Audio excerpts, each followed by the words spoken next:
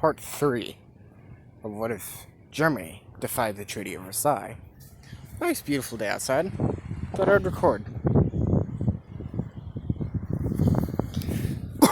So, let's get started, shall we? Put you guys on my neck. A little more quiet today because, public. I'd be a little more eccentric and louder if I were in the confines of my own home. But, you know, I just, plus I'm around people, so I gotta walk real slow. Anyways, let's get started. The Germans, they make the Blitz. And they just destroy what's in their way. No holding back. They just straight destroy everything. Without even trying, really.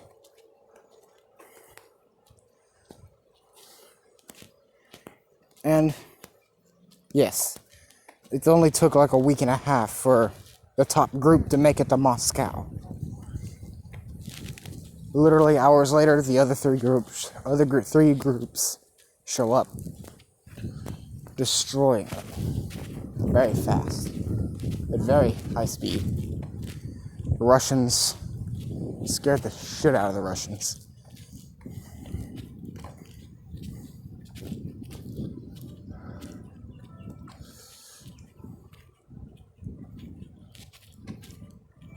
So, the Russians, they surrendered.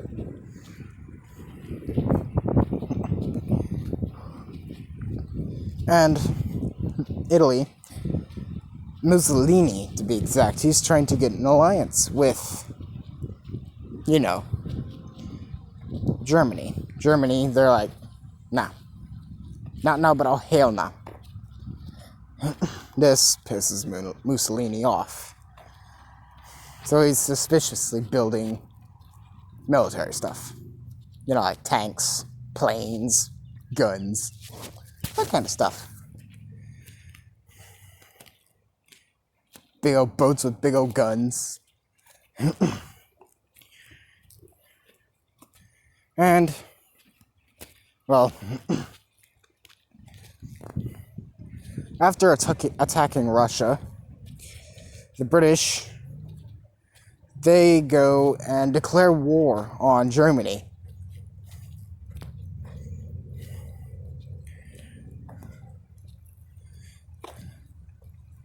Poland, they decided, the leaders decided to pull their heads out of their ass.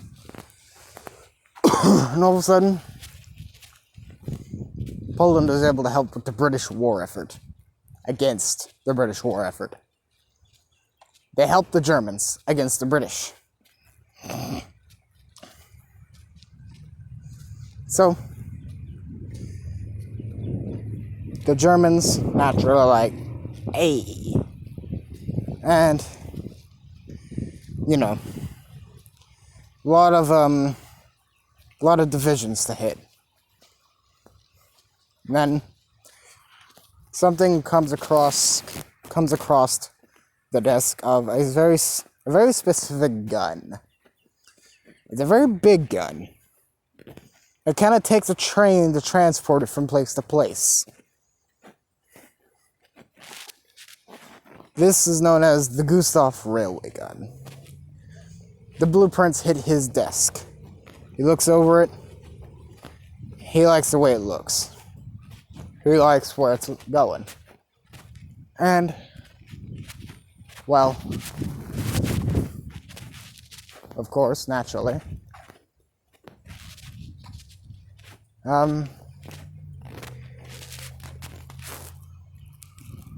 what is it? Yeah, he gets it he approves it. It's getting constructed. One of these are being made right now. Ship companies are, well, doing their thing. And, well, yeah. Kiropima. So cute. Nice. So, yeah, Russia, they're not sure how to react to this. They're like, yeah, not fucking with that. The British don't even know. Actually, 28 whole hours beforehand. They actually drop,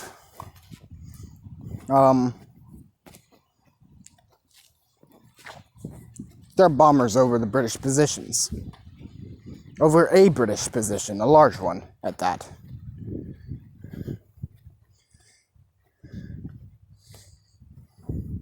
And the note says that a such and such shell weighing such and such weight will be detonating with such and such power at such and such time. I'm not exactly sure on the date or the weight or the velocity or the exact tonnage of TNT that is going to be going off, but it will go off and it will devastate that area. The British soldiers, they're taking this very seriously, like they're trying to pack up and get the hell out of there. But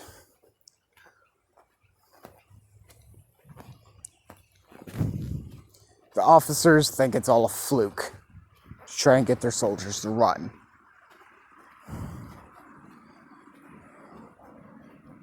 Germany, they're getting everything ready, getting the gun loaded up. They test the powder a hella ways away from the gun. Test to see if it works. It works. It really, really works. Okay, like really well. And yeah.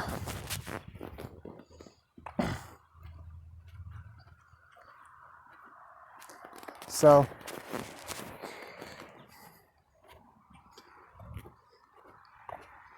as he's looking over, as the soldiers are looking everything over, it's like 10 minutes before the firing mark. They have a camera set up on a hill. I can't think right now. I am lack of brain cells right now. Okay. There's a camera set up on a hill between the British and the German positions. From the camera, there's exactly 16 miles between them. 32 miles.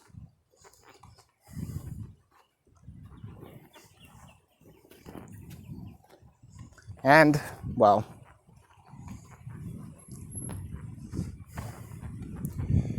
yes, at the exact moment it's supposed to go off, it doesn't exactly go off. There's a few seconds of delay because, the German soldier, he's reluctant to do so. He doesn't want to fire a gun that will destroy an entire squadron of younger guys like him. 10 seconds later, he does it anyway. So begrudgingly. Not out of like hatred or anything, but to demonstrate. He just did it because, he doesn't want to get in trouble. And, well, could probably possibly ward away the British. The footage records the entire thing. The moment the gun's supposed to fire, at 10 seconds it doesn't fire. The moment it does fire, they record it all. They watch the shell fly through the air, and it zooms ahead to the camp. You can obviously see trucks moving. You can see tanks moving around. You can see it's bustling. Boom. Shell slams down. Massive explosion. Like, the firing of the gun shook the camera enough. But the shell, its explosion, when it made impact, holy mother of God. Okay, like, the camera is, like, everything was just all shaky throughout there. But you could make out enough to understand what happened. This is not a nuclear weapon.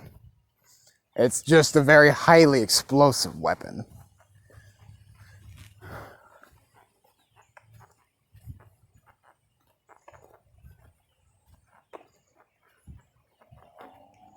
So,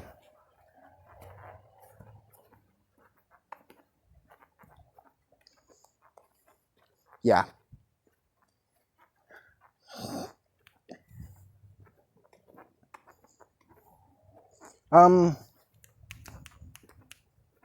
Yeah, as these...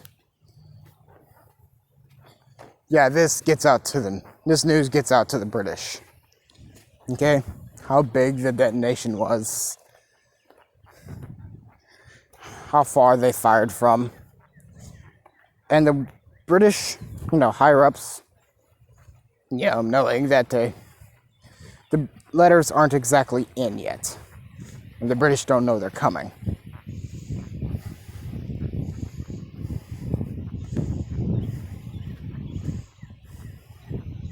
So they start calling the Germans war criminals. And start calling Germany an illegitimate country. They have stopped recognizing Germany as a country completely.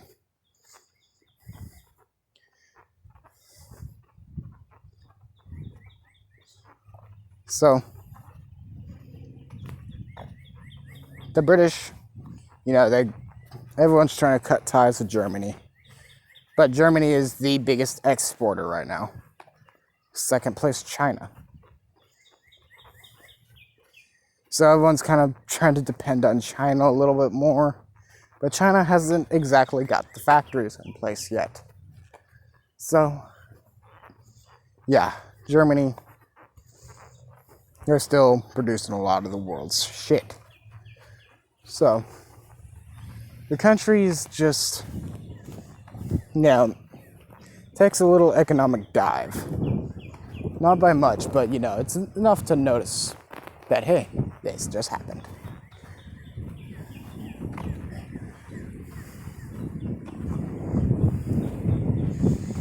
So,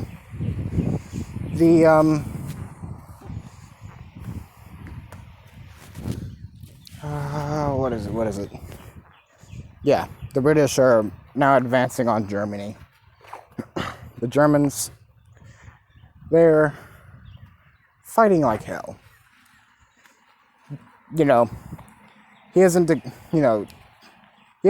Joseph hasn't declared a state of emergency. So the ones that are fighting are voluntarily fighting. And most of them are just like 30-year-olds. Hell, there's some got in there that, dyed their hair to make them look like as if they're 30, that are World War I vets. They love the new semi-automatic rifles. Just right back into the shit.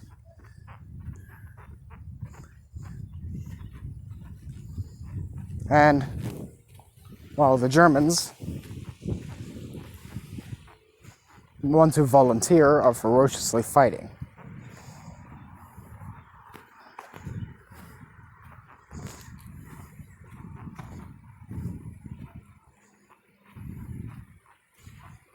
And, well, God, my brain's dead. So, yeah. United States, they intervene, taking the German side.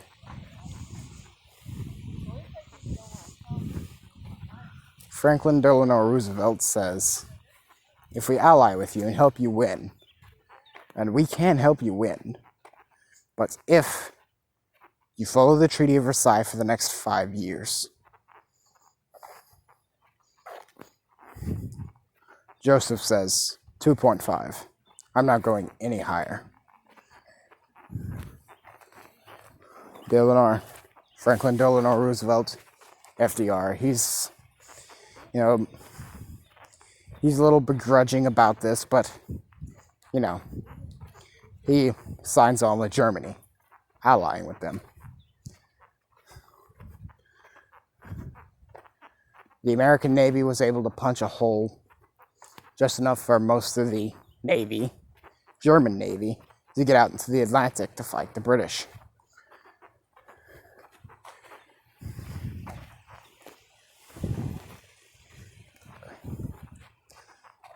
Then news starts going around the world that the British are exploiting their colonies hardcore. I mean, like, as bad as it was, like, in the 1600s.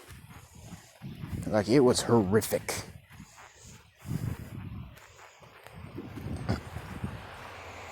And, well, yeah. They're exploiting the shit out of the colonies. You know, Franklin Delano Roosevelt, he's like, okay, now that's just wrong. Stop. Germany, Joseph, to be specific, he puts out, you know, secret but public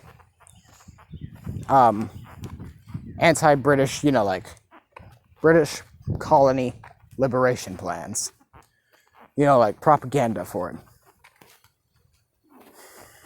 A lot of people sign up. The ones that were of age were going to be old enough to see some fighting before they're retired. Yeah. They're signing up in masses. The Jewish, you know, they're not really down for any of this. Joseph says, okay, then you don't have to fight. I'm not declaring a state of emergency where everyone has to fight. I'm only putting out propaganda to get as many men to voluntarily fight. You know. And most of the Germans, hearing of the exploitation of the British colonies, they're like, looks like Grandpa's rifle might be good for something. Yeah, they're signing up in droves. Most of them have some older German uniforms. And, well, naturally they get everything ready. Transport ships are being constructed out the ass. Like hardcore. Out the ass.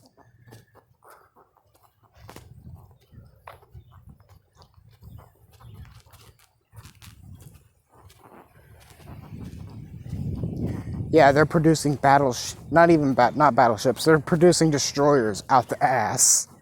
They're producing light cruisers out the ass. Hell, they're trying to produce heavy cruisers out the ass. Okay? Like, it scares the hell out of Britain how many ships Germany just pulls right out of their ass.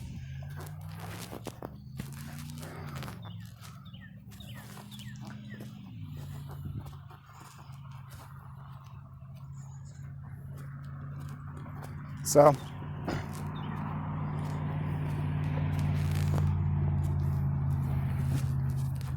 yeah, all kinds of guys, all kinds of people are signing up. You know, young, unmothered women, young, strong men, you know, they're just,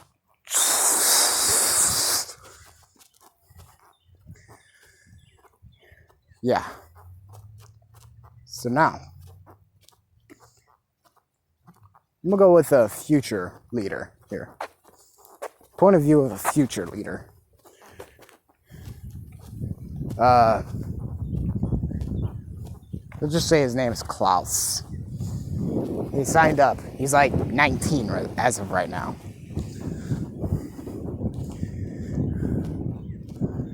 No, his name is Otto. Otto something. I'm probably gonna translate pride for in German real quick. I mean, for the next part, Otto something something.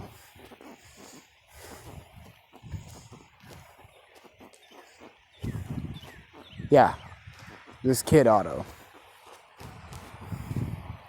He's getting onto the boats. Oh yeah, I'm going to an individual's perspective of this.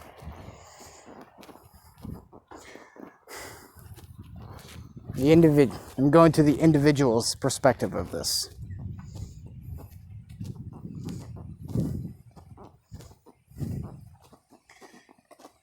He has been training for the last few months to,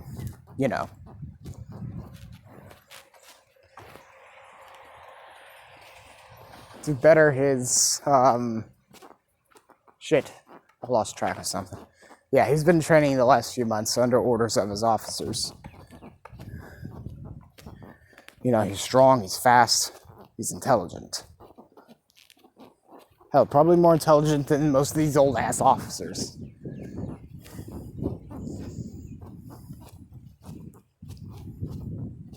And,